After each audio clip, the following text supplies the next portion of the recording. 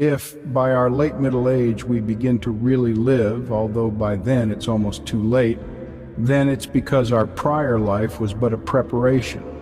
In our 40s, there may have been more work than play as we solidified our careers and guided our children on. Our 20s had demanded of us the unsettling stresses of graduating college, finding a job, wooing a mate, and buying a home.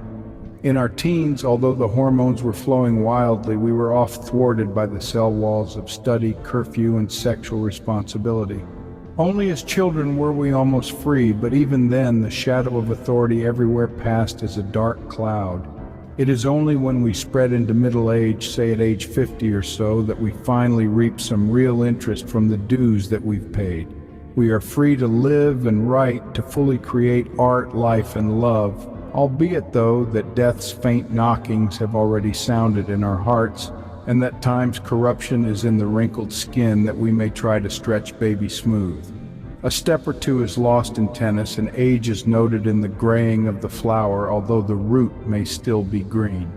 Yet for all this, there is a new exuberance that never was, a realization at last of the worthiness of life, of its precious pleasures, of the promotion of the spirit to a higher plan, a complete removal of oneself from parts of life that suddenly appear quite needless, and a determination to live even more, the way we would have if we could have ditched out of all work and worry. Still, the unseen but still sent specter of old age yet looms, but it's well around the corner. Not even an enemy, but a most inspiring presence which promotes living, not dying.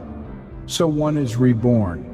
This and that home improvement seems no more to matter so much as does creation, friends, health, adventure, and loving.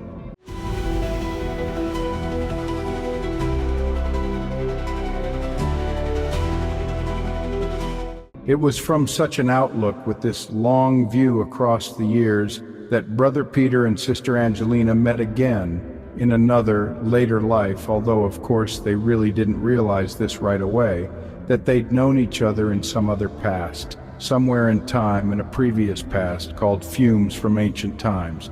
She, although lovable, caring, affectionate, and loyal, was separated from a second marriage that just wasn't meant to be, and he, although happy, felt alone at times, socially believing that all life was in meeting people, for he was a poet whose intensity of observation spread far into life and therefore demanded that daydreams come true.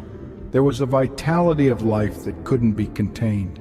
That Peter and Angelina were each fair, well-read, honest, spontaneous, and especially romantically adventurous guaranteed that love would build between them. A love that, while aspiring to heaven like the tip of a pyramid, would stand firmly on its own ground amid the shifting sands, its foundation the basis for ascension.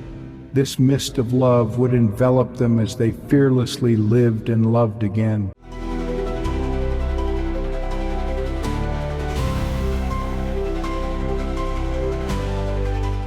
They met in Rhinecliff, a riverside country town that still had front porches with ceiling swings and tables where grandmothers played canasta, rummy, and hearts. Angelina, an artist, drew Peter's attention as she sketched dress patterns on an easel in the corner of the wooden porch of the old Victorian home. Peter's eyes wandered through the scene, and thence upwards toward the center cupola, that lone guardian of the town, with its three-windowed view of the past, present, and future. Angelina watched as Peter's sight passed along the roof lines to the neatly tiled slate by the downspouts. He felt the warmth of her attention on him and the inevitable culmination of their glances. Following the green drain pipe, down past the first story, his vision crossed over to the porch railing, like a squirrel probing for crumbs, and made the steady gaze that neither of them dared to turn aside, even out of politeness. There was, of course, a certain attraction born from the fumes of ancient times.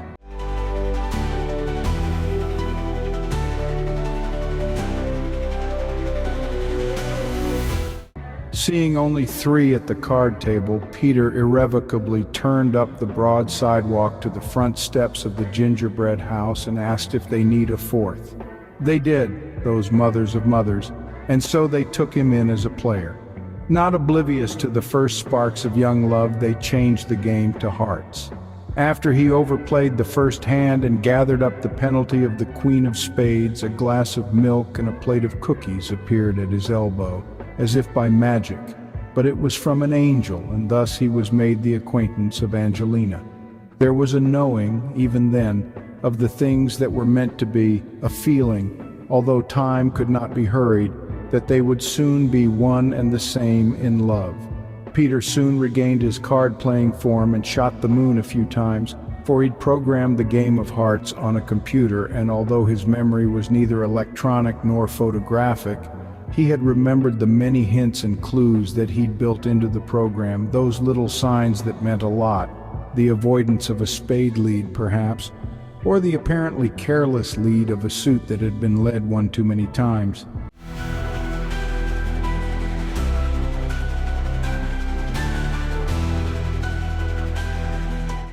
The grandmothers were all experienced though, and so the game was evenly adventurous for all, and after luck or not had chanced on each of them in turn, the game came down but to a few nuances like bluffs built on prior patterns of play, and Peter placed a close second, a ticket as it turned out, for tomorrow's game.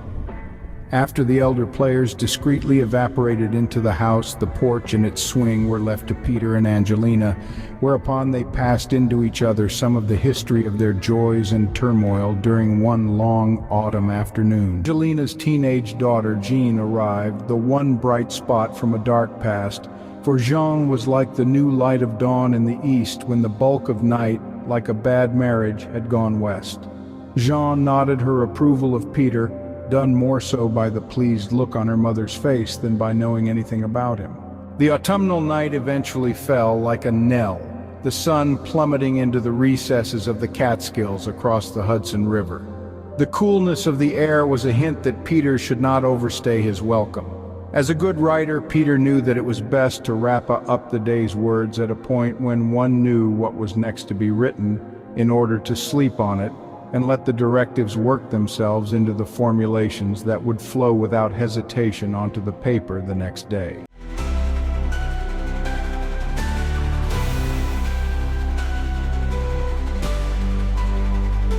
She too sensed this, and yet they needed a magic moment, some sort of romantic beginning, and it soon came with the fireflies, as the couple watched the winkings and blinkings of the females in the grass that were the yes-no signals to the males in the air, those pulses of love flashing in their green and yellow light, the nodding inquiries twinkling like stars, the mating calls from luminated pods, the tracers pulsing wild, the searching thoughts that smiled, from Angelina to Peter as she leaned over and kissed him, and back came the beacon of his reply.